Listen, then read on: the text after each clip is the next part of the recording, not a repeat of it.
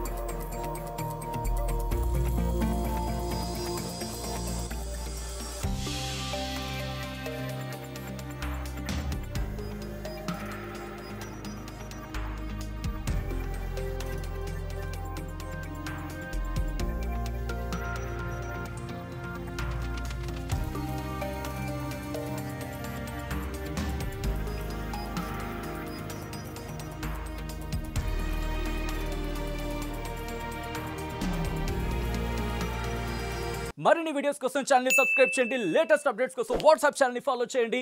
And link description లో ఉంది.